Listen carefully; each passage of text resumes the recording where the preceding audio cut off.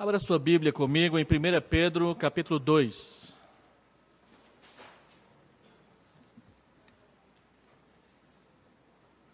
Primeira Epístola de Pedro, capítulo 2, verso 11 a verso 17.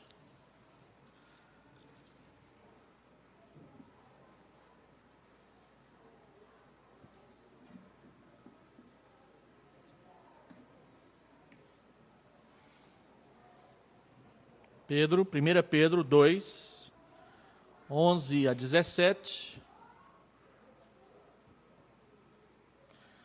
A palavra do Senhor diz assim: Amados, exorto-vos, como peregrinos e forasteiros que sois, a vos absterdes das paixões carnais que fazem guerra contra a alma, mantendo exemplar o vosso procedimento no meio dos gentios, para que naquilo que falam contra vós outros, como de malfeitores, observando-vos em todas vossas boas obras, glorifiquem a Deus no dia da visitação. Sujeitai-vos a toda a instituição humana por causa do Senhor, quer seja ao rei como soberano, quer as autoridades como enviadas por ele, tanto para castigo dos malfeitores como para louvor dos que praticam o bem. Porque assim é a vontade de Deus, que pela prática do bem façais emudecer a ignorância dos insensatos. Como livres que sois, não usando todavia a liberdade por pretexto da malícia, mas vivendo como servos de Deus. Tratai todos com honra, amai os irmãos, temei a Deus, honrai o Rei. Vamos orar. Deus bendito, nós rogamos que a palavra do Senhor nos ensine e nos conduza pela Tua mão. Que o Teu Espírito Santo que habita em nós, que habita na igreja, seja o nosso instrutor, o nosso mestre e professor. E que a Tua bendita mão seja estendida sobre nós para nos abençoar e para nos conduzir. E que o Teu cajado seja usado para nos pastorear. Rogamos que o Senhor abra o nosso ouvido, o nosso entendimento e nos ganhe atenção pela palavra do Senhor. E pedimos que o Senhor receba o nosso culto em adoração no nome de Jesus. Amém, Senhor Deus. Esse é um dos textos clássicos da Escritura que tratam sobre a relação da igreja com o Estado, com o governo civil. Se nós observarmos todo o capítulo 2, é um capítulo que trata sobre a natureza da igreja. O reverendo James leu agora há pouco 2 versículos que falam a respeito de quem nós somos, de onde vimos e o que o Senhor nos chamou para fazer. Ele nos tirou das trevas para a sua maravilhosa luz, a fim de que nós anunciemos, proclamemos as suas virtudes, os seus atributos às pessoas da nossa sociedade para que conheçam a sua salvação. Do versículo 11 em diante, ele então trata a respeito de qual deve ser o comportamento destes que antes não eram povo, mas agora são povo de Deus, é povo de Deus aqui no meio da terra. E esse texto que nós vamos trabalhar hoje, ele trata da igreja nas suas relações civis. Nós, como povo de Deus, em nossa relação com as autoridades constituídas lá fora. Depois ele tratará da família, ele tratará do trabalho e tratará da nossa relação com a proclamação do Evangelho e o nosso compromisso como povo de Deus com o sofrimento em nome de Jesus para que as pessoas conheçam a sua salvação. Se nós fizermos um retrospecto a respeito da relação da igreja com o governo, com aquilo que nós chamamos tecnicamente de Estado, nós vamos perceber que pelo menos 3 níveis de relação entre a igreja e o Estado, entre a igreja e a sociedade civil constituída com autoridade, passou por pelo menos 3 níveis. O primeiro deles, nós conhecemos a igreja como perseguida pelo Estado. Quando você estuda a história da igreja, lá logo depois do período dos apóstolos, nós temos o chamado período das perseguições, que ocupam mais ou menos 2 séculos na história da igreja.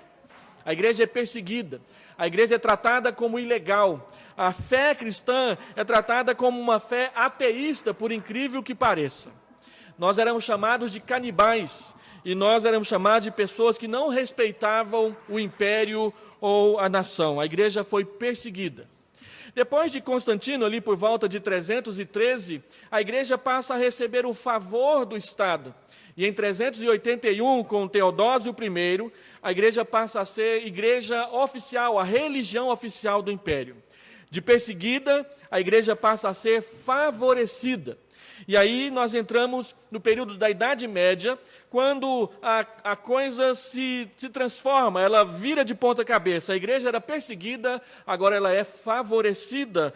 E sendo favorecida, a igreja passa a ter ingerência nas coisas do Estado, assim como muitas vezes o Estado teve e tem a ingerência também nas coisas da igreja. Na Idade Média, nós estudamos a respeito do crescimento do poder da igreja sobre o Estado, poder que chega ao auge ali por volta do ano 1300, 1400, quando o Papa humilha de uma só vez a 3 reis daquele período, o rei da Inglaterra, o rei da França e o rei da Alemanha.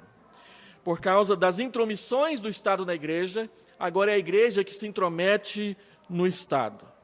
Vem a reforma e na entrada do século XX, especialmente depois daquele caso muito famoso chamado caso Scopes, quando houve uma discussão muito séria nos tribunais norte-americanos a respeito da doutrina da criação e a teoria da evolução, em que a igreja passa a brigar publicamente com as escolas no que diz respeito ao que deve ser ensinado para as crianças. Em 1930, mais ou menos, surge uma nova forma, uma nova fórmula da relação entre a igreja e o Estado, especialmente nos países democráticos, nos países republicanos, que nos Estados Unidos ganhou o nome de muro de separação. A igreja e o Estado são separados, o Estado é laico, é leigo, ele não é religioso, e, portanto, não pode haver qualquer intromissão de um no outro. Embora nós saibamos que isso seja uma ideologia, ela não funciona muito bem na prática, porque aqueles que dizem que o Estado é laico, muitas vezes o tratam de uma forma diferente, e o que acontece muitas vezes é uma perseguição velada, ou até mesmo aberta contra a igreja, e a igreja continua buscando das mais variadas formas também o favor do Estado, e às vezes de forma até vergonhosa e triste, conforme nós vemos. Mas esse texto de Pedro, ele nos ajuda a entender essa relação e como deve ser a nossa relação com o Estado. Quando nós estudamos Calvino, Calvino dizia que igreja e Estado são separados, mas ao mesmo tempo eles devem trabalhar juntos. Deve haver uma espécie de tensão e cooperação entre a igreja e o governo. A igreja deve cooperar com o Estado, promovendo a formação de bons cidadãos, pessoas que cumprem as leis, pessoas que pagam seus impostos, e famílias que sejam estáveis, porque um Estado onde a família é bagunçada, ele não terá unidade e nem estrutura. Em contrapartida, o Estado deve cooperar com a igreja, promovendo a paz, permitindo que haja harmonia na sociedade, de tal forma que o culto da igreja não seja interrompido e nem impedido. Nós cremos que a obrigação do Estado promover justiça e paz para que não haja, por exemplo, criminalidade exacerbada, e assim todos nós tenhamos o direito de ir e vir, ir ao culto e voltar para casa sem que sejamos roubados, sem que sejamos atacados, sem que sejamos maltratados. A igreja fornece bons cidadãos, cidadãos que não serão roubadores, não serão criminosos, não atacarão uns aos outros pelas esquinas da cidade. E o Estado, em contrapartida, promove a paz, promove a tranquilidade, o direito de ir e de vir. Mas a igreja e o Estado também devem viver em tensão. A igreja não pode se aliar ao Estado na prática do mal e do pecado. E o Estado não pode se aliar à igreja para perseguir outras pessoas e outro tipo de atitudes. E Pedro, então, nos esclarece a respeito disso, nesse seu capítulo 2, E, de forma o mais resumida possível, eu gostaria de mostrar pelo menos 3 ensinamentos básicos e fundamentais a respeito de como deve ser o comportamento civil, o comportamento público da igreja, especialmente em relação a autoridades sobre ela constituídas. O primeiro ensinamento de Pedro, versículo 11 e versículo 12, é que a igreja deve viver suas relações com o Estado no mundo sem perder de vista a eternidade. Pedro, falando a respeito da natureza da igreja, que Deus nos fez ser proclamadores das suas virtudes no mundo, ele diz, não se esqueçam de uma coisa muito importante, a igreja, neste mundo, ela é peregrina, ela é forasteira. O peregrino e o forasteiro é aquele que não mora por aqui, mas está simplesmente de passagem. Nós somos pessoas que não temos como o lugar final onde nós vamos morar e vamos construir a nossa casa, este mundo. Nós estamos apenas de passagem, porque o nosso lar, a nossa casa, é a cidade celestial que nós esperamos, a Nova Jerusalém, onde viveremos eternamente com Deus. Os puritanos ingleses, eles costumavam sempre definir a igreja como peregrinos. Não é à toa que um dos livros mais famosos produzidos pelo puritanismo é o livro O Peregrino, de John Bunyan, lido por muitas pessoas, mostrando que nós somos passageiros, forasteiros, pessoas que estão simplesmente atravessando este mundo para chegar na cidade celestial. E por que é assim? Porque o mundo passará. Esse estágio de vida que nós temos hoje, ele não é final. Deus não quer que nós vivamos para sempre em convivência e muitas vezes em conivência com o pecado, como nós vivemos na presente era.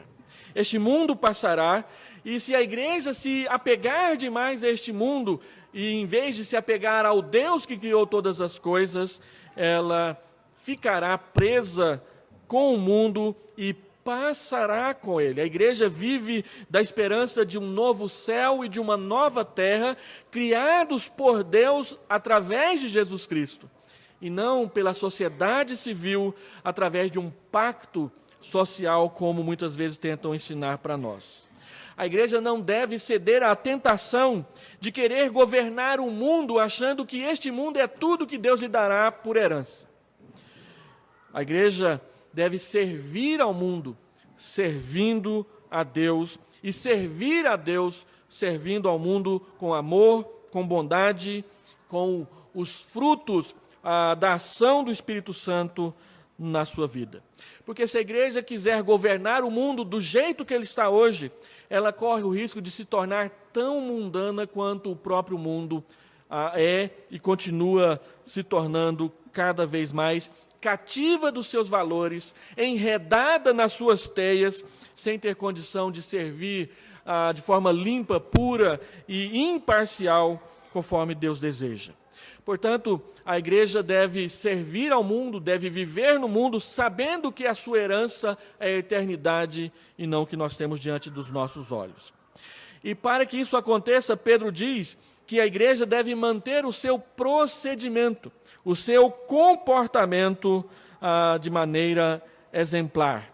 Nós não devemos nos prender ao mundo, porque as coisas do mundo fazem guerra contra a nossa alma. Pelo contrário, diz o verso 12, nós devemos viver no mundo, atravessar o mundo, mantendo exemplar o vosso procedimento no meio dos gentios. Para quê? Para que naquilo que falam contra nós, como malfeitores, observando as nossas boas obras, aprendam a glorificar o nome de Deus. Pedro está fazendo eco ao que o Senhor Jesus Cristo diz no Sermão da Montanha, Mateus capítulo 5, versículo 14. Nós somos a luz do mundo e nós somos o sal da terra, para que as pessoas vejam as nossas boas obras e, vendo o nosso bom testemunho, glorifiquem a Deus, que é o Criador de todas as coisas. Nós devemos viver como peregrinos no mundo, servindo a Deus de forma exemplar, de forma a dar bom testemunho. A igreja, então, deve cuidar dos pobres, auxiliar os necessitados, cumprir as leis civis, como leis de trânsito, pagar os seus impostos e zelar pelo patrimônio público de forma exemplar. Nós não devemos ser conhecidos como aqueles que embucham o papel dentro do carro e jogam pela janela. Essa até é, inclusive, uma das razões porque nós damos de presente para todos os nossos visitantes aquela sacolinha para a gente manter limpa a nossa cidade, se Deus quiser. E dar bom exemplo. Exemplo de limpeza, exemplo de asseio, exemplo de cuidado. Um professor que eu tive no seminário, indo à Europa, ele diz que na Europa você vê na paisagem a diferença naqueles países onde o cristianismo era maioria, ou é maioria, pelo menos nominalmente, daqueles que não são. Países que se tornaram, em sua maioria, protestantes durante muitos séculos. Você vê na paisagem a diferença, a limpeza, a organização, o cuidado com a coisa pública. Mas aqueles que não têm Jesus como o Senhor, ou não tiveram Jesus como o Senhor da sua vida e das suas leis, são o que são. E o Brasil é um exemplo disso, de pessoas, mesmo frequentando igrejas cristãs, que não cuidam da sociedade. Eu dou um exemplo. Eu fui pastor em Aparecida de Goiânia, na igreja Cidade Livre, e lá nós tínhamos um membro, o seu Zezinho. Seu Zezinho tinha uma barbearia numa das avenidas lá do bairro. E a prefeitura veio, então, e plantou algumas árvores na avenida. Em poucos meses não tinha mais nenhuma árvore ali, porque as crianças iam lá, quebravam, jogavam bola no canteiro central e quebravam tudo, menos as 3 que estavam plantadas de frente à barbearia do seu Zezinho. Todos os dias ele ia lá e aguava aquelas árvores. Quando tinha crianças jogando bola por perto, ele era o chato que ia lá pegar no pé delas para elas não quebrarem aquelas árvores. 6 anos depois, ninguém tinha árvore na frente da sua casa, e o seu Zezinho tinha 3 árvores frondosas, dando sombra na sua casa e na avenida. Cuidar da coisa pública. Nós não cuidamos da coisa pública porque achamos que não é de ninguém. Ou nós achamos que é de todo mundo. E quando nós achamos que uma coisa é de todo mundo, no final ela não é de ninguém. E não cuidamos bem. Mas a palavra de Deus diz que o povo de Deus deve manter exemplar o seu procedimento, para não ser acusado de nada. Pelo contrário, quando virem como eles cuidam, como eles tratam, como eles se envolvem e se relacionam, glorificar o nome de Deus pelo seu exemplo, ainda que não conheçam a Deus. Porque a nossa participação no mundo, no poder público, na vida social, tem um objetivo muito claro e definido: glorificar o nome de Deus em todas as coisas que fizermos. Glorificar o nome de Deus não é simplesmente a resposta à primeira pergunta do nosso catecismo. Glorificar a Deus é o alvo de toda a nossa fé e de todo o nosso comportamento cristão.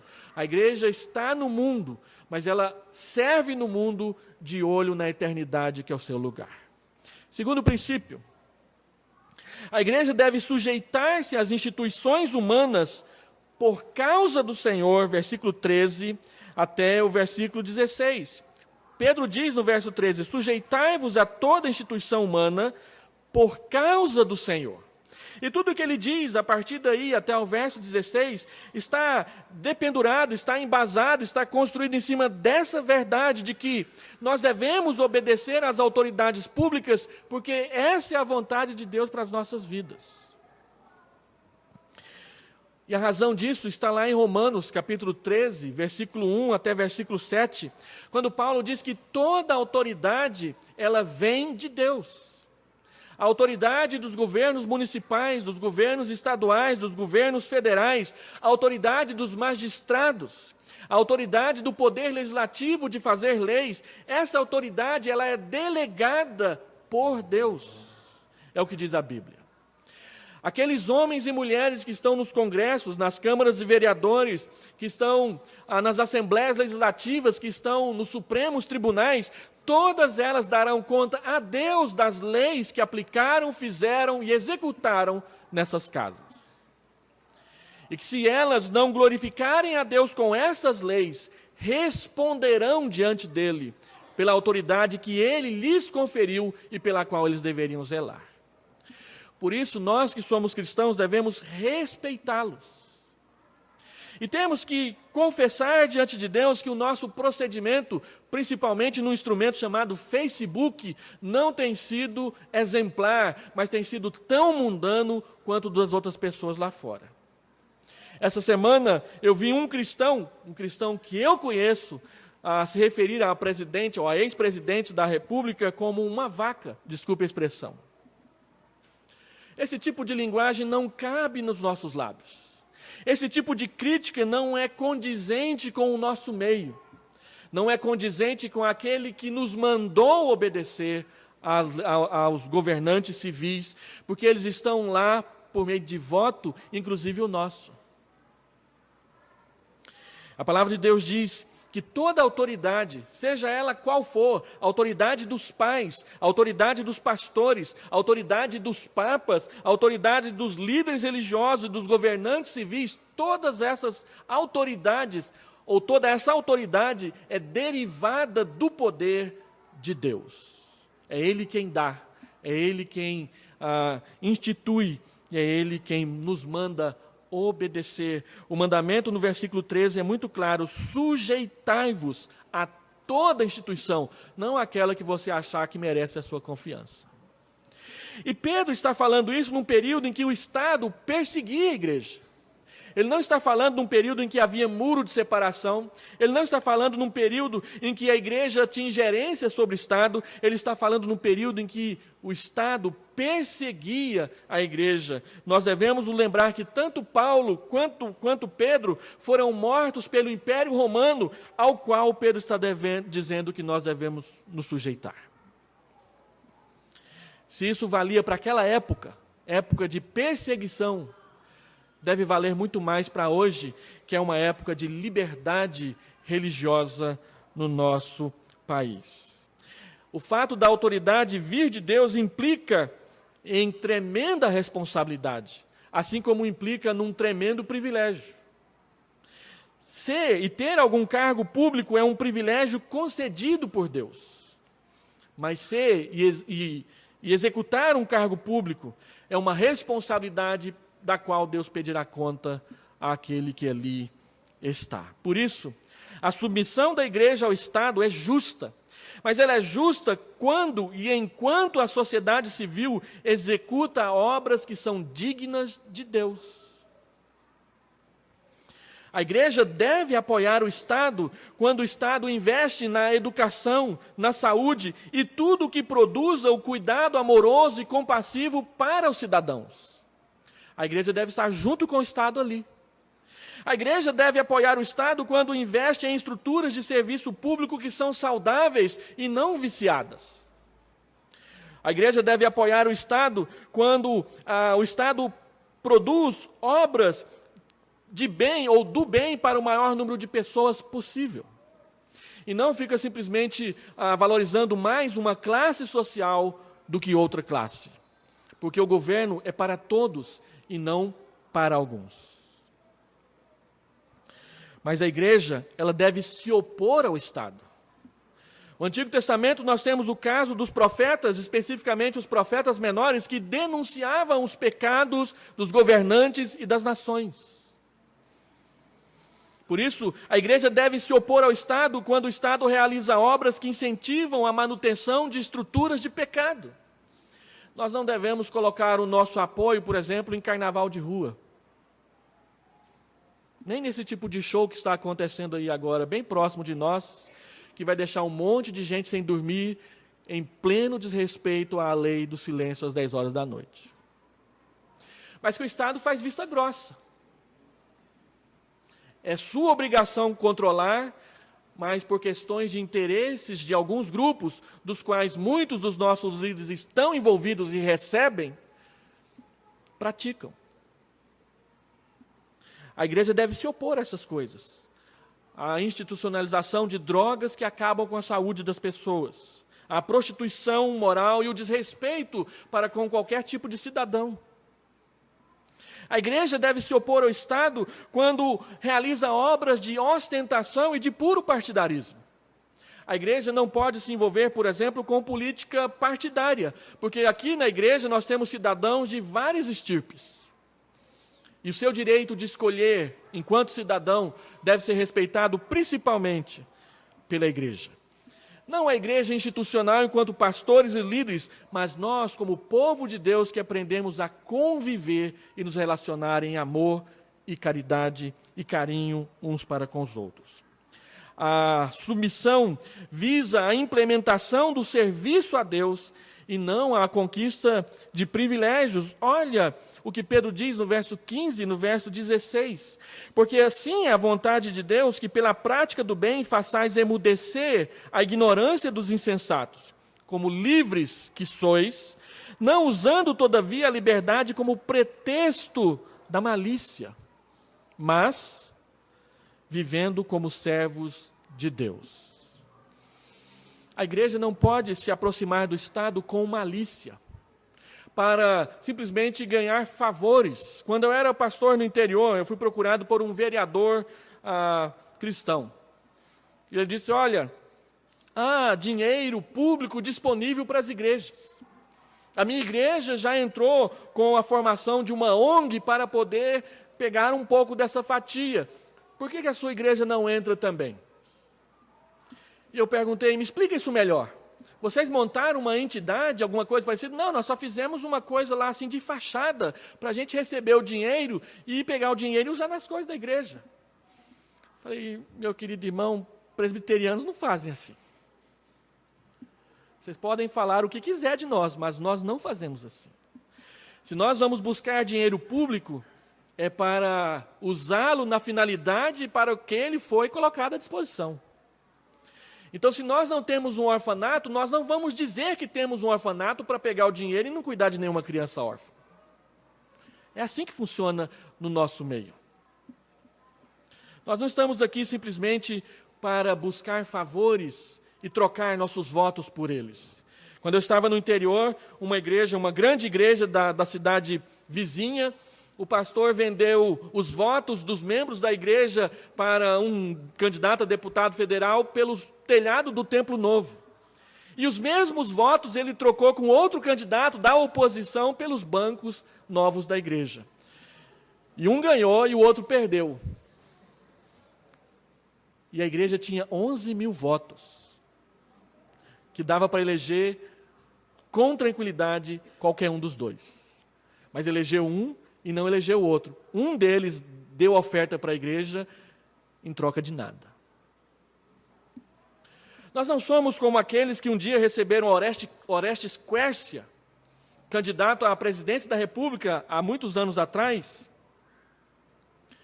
e de repente, depois de colocá-lo de joelhos na frente, orar impondo as mãos sobre ele, e ele saiu para fazer campanha em outro lugar, o pastor vai ao microfone e diz, aleluia!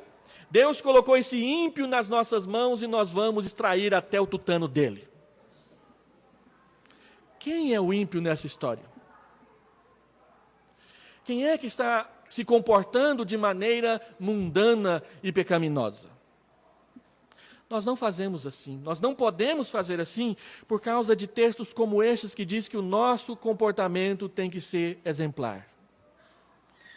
E então, o texto diz que em vez de nos aproximarmos maliciosamente do Estado e do governo, nós devemos nos comportar como servos de Deus. Um exemplo claro disso foi Eliseu. Eliseu recebe Naamã, o general sírio, na sua casa. Aliás, na porta da sua casa. E Naamã veio porque uma menina disse que ali tinha um profeta que podia curá-lo, e ele veio.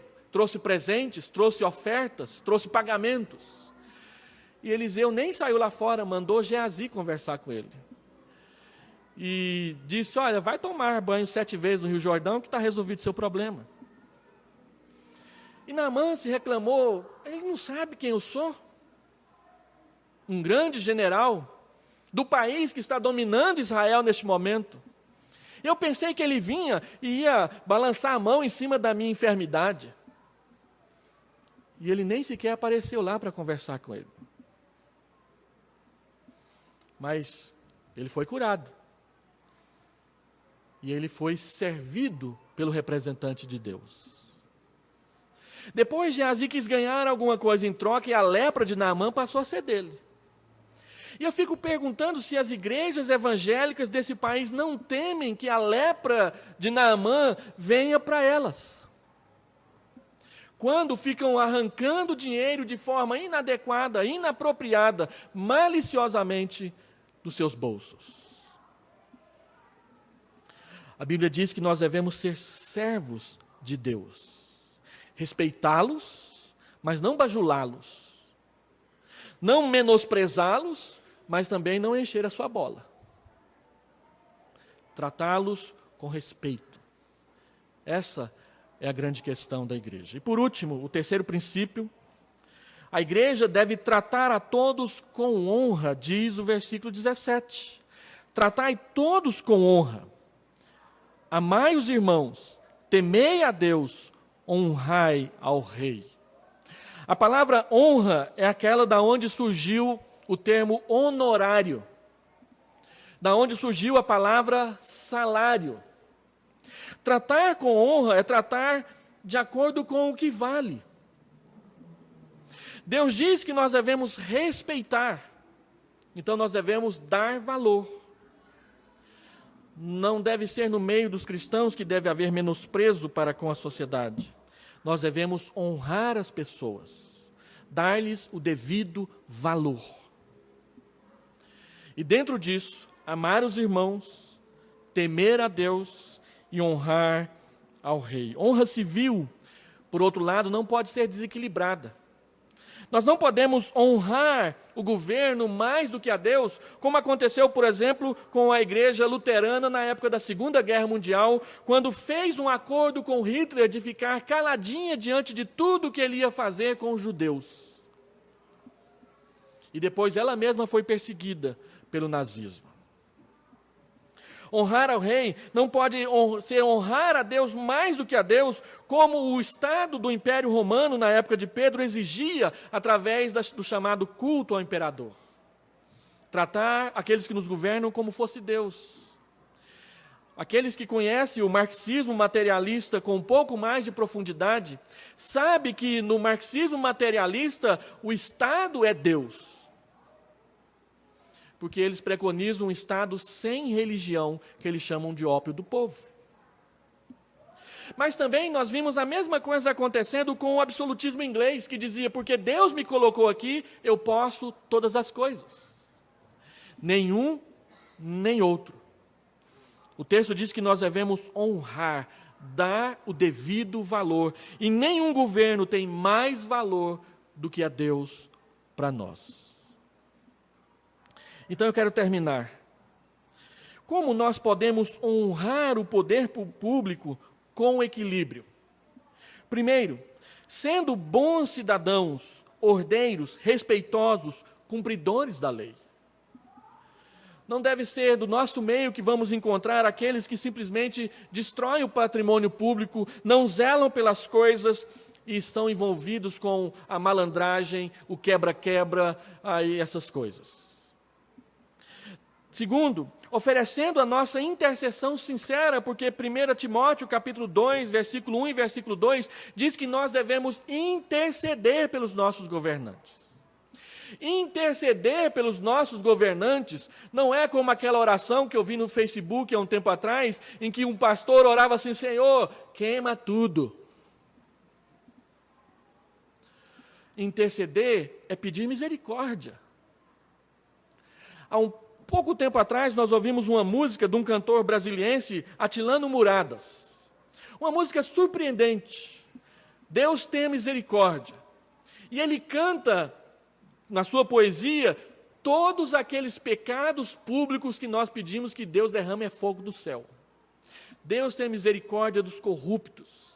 Deus tenha misericórdia dos que passam a perna, do desonesto. Deus tenha misericórdia daqueles que matam para vender órgãos. E ele vai intercedendo de um por um até o final da sua música. Quando ele termina, nós percebemos o quanto nós não temos orado por eles de verdade. Interceder é pedir o bem, não empurrar o mal. Porque se nós olharmos bem, vamos descobrir que todos nós somos corruptos. corrompidos pelo pecado, escravizados pelo pecado, mas libertos dele pela graça imerecida de Jesus Cristo. E essa graça que age pessoalmente na vida do indivíduo, ela também age maravilhosamente nas nações. E nós cremos que se Deus mudar o coração dos indivíduos, Ele mudará a natureza das nações. Então, interceder é pedir o bem, não o mal, para que Deus mude as pessoas. Quarto, não nos omitindo de opinar e participar por meio do voto e das demais formas viáveis e visíveis de ação cristã no mundo. Não sendo simplesmente partidaristas, mas sendo servos de Deus numa sociedade que precisa de luz. E podemos fazer isso. Não criticando, em quinto lugar, irresponsavelmente e nem de forma pagã, mas debatendo as ideias com sobriedade e lisura de caráter. Como que o nosso país precisa de comentários sensatos, de gente que pensa antes de falar, de gente que estuda as coisas antes de opinar, e de pessoas que sabem de onde as coisas vêm e para onde elas vão. É porque as pessoas ficam apostando naquilo que acham que vai dar certo, é que o nosso país está onde está. E quando aparece alguém que sabe fazer a conta de 2 mais 2 e chegar realmente a 4, a gente para ouvir. Porque vale a pena. E Deus quer que nós sejamos contados entre estes, não entre aqueles. Então, 3 aplicações rápidas. Primeiro, mude a sua postura se você faz parte daqueles que têm usado um linguajar mundano, pecaminoso, ao tratar das coisas do poder civil. Não quer dizer que nós concordamos com tudo o que está acontecendo, pelo contrário, nós temos sofrido muito pelo que está acontecendo lá fora. Mas a palavra de Deus diz que nós não devemos sofrer como malfeitores, mas como pessoas que servem à nação nessas dificuldades. Mude as suas posturas de críticas maliciosas para opiniões e comentários sensatos que ajudam em vez de atrapalhar. Segundo, seja cidadão. Cuide da nossa cidade. Cuide da nossa cidade onde ela está perto de você, onde você trabalha, onde você anda. Cuide das coisas públicas, porque essas coisas são a soma dos nossos impostos, os quais nós pagamos todo santo dia. E por último, glorifique a Deus por meio das suas ações. Pergunte todas as vezes que você tiver que responder, ou estar, ou representar a igreja num lugar público, o que eu estou falando é digno, edifica, transmite a graça, chama as pessoas à reconciliação do Evangelho. Ou eu sou simplesmente mais um que quer andar com um porrete na mão para acertar a primeira cabeça que passar pela frente? Deus nos chamou para outro tipo de ação social, de ação cívica, de ação pública. Nós não somos obrigados a concordar com o pecado no mundo, pelo contrário, nós pregamos contra ele. Mas nós pregamos contra ele para que haja conversão, para que haja mudança de comportamento, para que haja mudança de coração, para que nós ajudemos a construir um país melhor. E como cristãos, meus irmãos, mais do que nunca, nós podemos fazê-lo. Hoje de manhã, nós tivemos uma breve pincelada sobre o muçulmanismo. Eu tenho assistido muitos vídeos muçulmanos na internet ultimamente. Há poucos dias atrás, eu assisti e postei um comentário sobre ele, um muçulmano falando a respeito de coisas que geralmente dizem que são só os radicais que fazem, como perseguir homossexuais e assassinar mulheres e órfãos, e pessoas à toa na sociedade. Então o líder muçulmano pergunta: quem é que acha que o homossexualismo está errado? Todo mundo levanta a mão. Quem é que acha que as mulheres têm que sentar separadas dos homens em qualquer lugar? Todo mundo levantou a mão. E aí ele termina, surpreendentemente, o seu comentário assim: está vendo? O muçulmanismo está certo, o cristianismo está errado. Não tinha nada a ver uma coisa com a outra, mas ele falou assim. E eu comentei da seguinte forma: basta a gente saber como é que vai ser o juízo final, nós perante Alá e eles perante Jesus Cristo. Perante Alá não vai ter ninguém para julgar a gente, porque Alá não existe. É assim mesmo. Agora, todos nós compareceremos perante o tribunal de Cristo. E a pergunta é a seguinte: qual grupo, qual cosmovisão, nesses séculos, nesses milênios que estão aí discutindo um com o outro, produziu mais avanços sociais para a bondade humana? De longe, irmãos, o cristianismo tem feito muito mais bem para a sociedade, com todas as suas incoerências, do que o muçulmanismo. Agora, nós não estamos aqui no templo para ficar comparando uma religião com a outra, para dizer esta é melhor e aquela é pior. É simplesmente responder para si mesmo o que é ou quem é a verdade. Maomé não se entregou pelos nossos pecados. Pelo contrário, ele pegou uma espada na mão e foi conquistar países. Jesus não pegou uma espada na mão e foi conquistar países. Ele foi à cruz e suportou todo o peso da condenação sobre si por amar a nós. E disse: vão ao mundo e façam o mesmo. Uma espada nas nossas mãos é uma incoerência. Mas o que nós vamos dizer do muçulmanismo? O que você vai dizer do seu cristianismo perante a sociedade? Vamos orar?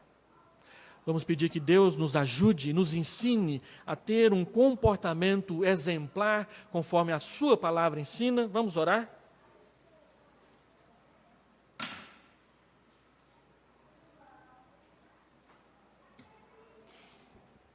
Deus bendito, aplique no nosso coração e na nossa alma a palavra do Senhor. Encha-nos do teu Santo Espírito, para que com coragem e perseverança vivemos a fé como ela deve ser vivida, com integridade. Para que aqueles que nos acusam, para que aqueles que falam mal de nós fiquem emudecidos, não por causa da nossa arrogância, mas por causa do nosso amor. Não por causa da nossa insistência, mas por causa da nossa perseverança. Não por causa da nossa autopropaganda, mas por causa das nossas boas obras que glorificam o teu nome. Faz assim, ajude-nos, dá-nos força, enche-nos do teu Santo Espírito para andarmos na tua presença dessa forma. Nós oramos em nome de Jesus. Amém e amém. Quero convidar à frente os presbíteros para que celebremos a ceia.